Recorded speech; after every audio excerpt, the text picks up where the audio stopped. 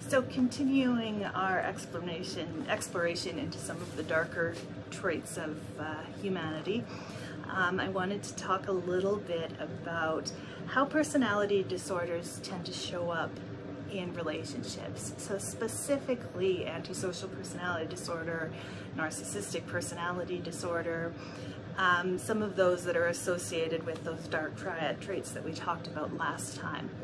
And I always find it fascinating because when I sit down with someone who's been in an abusive relationship and I get the feeling that there might be a personality disorder involved, I can pretty much predict exactly how the relationship went and what steps the person went through prior to ending up in my office. And so what I want to do today is talk a little bit about how those dark triad characteristics apply to these types of situations and what an abusive relationship looks like.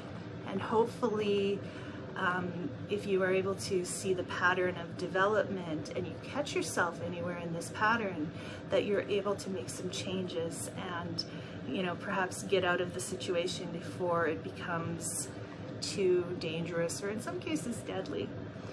So first of all, when a person is chosen by someone who has these dark triad traits, generally you see the Machiavellianism and maybe some of the narcissism kick in right away. So there's the manipulation around getting what they want from this person.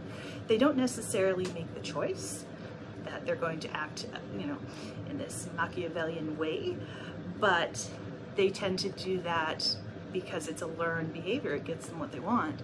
So for the manipulation that comes with the Machiavellianism, you're going to see a lot of gifts, a lot of I love yous, a lot of praise, a lot of, you know, their whole world is focused on you and they think you're the most amazing person in the world. And if you think about that from, say, the perspective of someone like, you know, yourself or myself or sort of the average individual, when somebody's treating you like that, it feels amazing.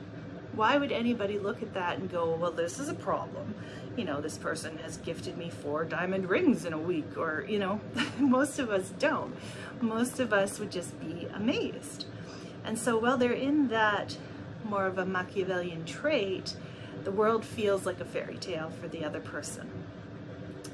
However, as they get closer to or they achieve their goal, which is usually a more permanent relationship, a marriage, something along those lines with the other individual, you start to see flashes of narcissism.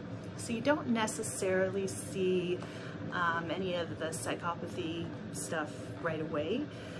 You usually see kind of the, well, everything is everybody else's fault. I'm not at fault. I can't do anything wrong.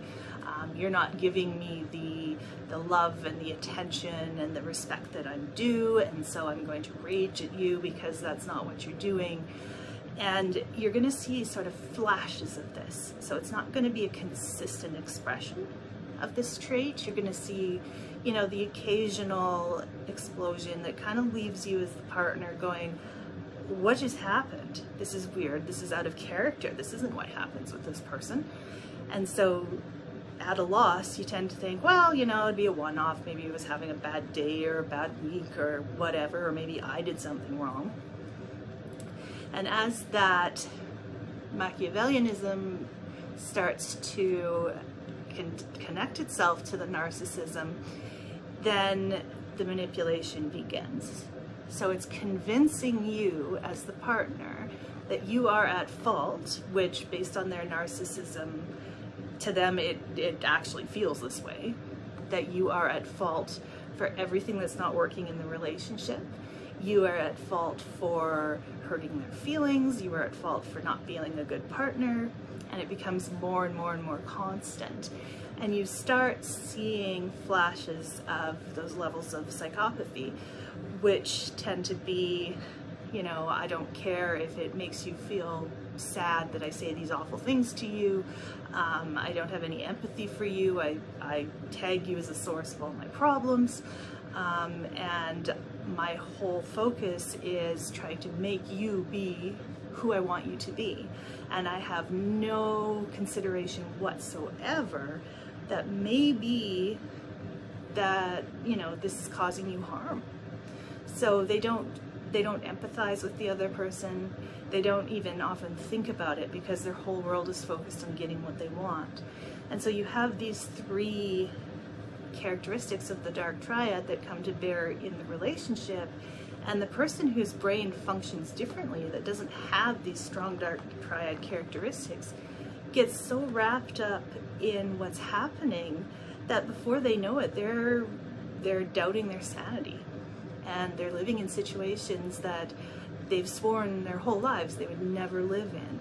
And they can't figure out, you know, what else they have to do and what happened and why am I failing at this. And, you know, their friends and relatives might say, like, no, something's wrong here. But generally what happens is they brush that off because the loudest voice is of the person who has these dark triad traits.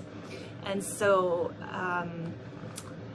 catching something like this, especially when you've got, at the beginning of the relationship, say the love bombing going on, a person very rarely just meets another person and falls head over heels in love with that person. Very rarely is that the healthy start to a relationship. Sometimes it is, sometimes it does, but a lot of the time I just have to have you, the come on strong, the I'm certain you're it for the rest of my life, but you know, I've messed you yesterday, is a sign that something is wrong. Because most of us, if you think about it, are a little more particular when we're deciding, you know, do I love this person, do I not love this person? People tend to hold off on the I love you trait or the statement of I love you. Some people kind of, you know, what should I do here? Think about it a bit. There's usually times where you're doubting this is what you want. There's times where you're certain. There's a lot of emotional shifts and changes and learnings that happen in a new relationship. And if that other person is not experiencing that, or you're not seeing them experience any of that, and it's moving very fast, that's the time that you take a moment and you sort of step back and really evaluate the person in terms of what is actually happening here. And having a best friend, a confidant, a parent, someone you really trust, be open and honest about what they think about the person you're with is a really good start. Because sometimes the people around us recognize the problem before we do, because we're in the moment. And so if you know, your friends and family are saying, I don't know about this guy, or this is awfully fast, or are you sure this is what you want? The instinct is to write that off and be like, well, how do you know what I want? This is my life. But sometimes it's worth consideration. And the other piece to keep an eye out for is the insistence that you spend all of your time and all of your energy on the partner. So they're going to throw everything they've got at you, all their time, all their energy, all their focus, but they're going to expect that back from you.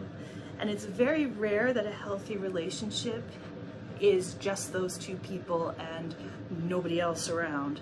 So no friends, no family, the two of them are completely isolated together. That is problematic.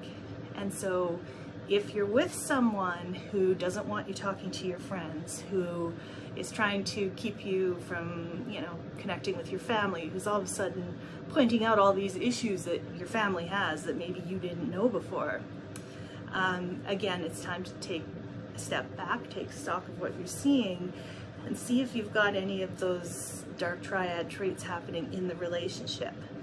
And as I said before, this isn't a blanket statement on the development of relationships, because relationships develop in all sorts of ways.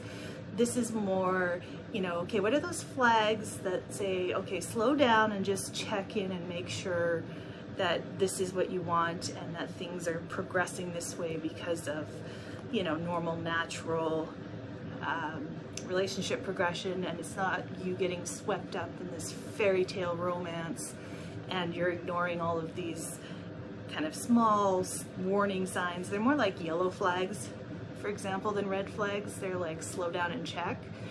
And then whatever you decide, being very honest with yourself as to what you're seeing, because having a partner, getting married, being able to have a child, whatever it is not worth rushing into that relationship with that person only to have it turn out to be a disaster because of the way the individual is and their level of these dark triad traits. So hopefully that's helpful. If you are seeing somebody and you're kind of questioning, is this right? Is this what I want? I would encourage you to make an appointment with a mental health professional, with a psychologist. Preferably, if you're really kind of questioning, preferably someone who's familiar with dark triad traits or with personality disorders, so that you can really sit down and talk through what you're seeing, and then you can make a confident decision going forward. So hopefully that is helpful, and I will talk to you again next time.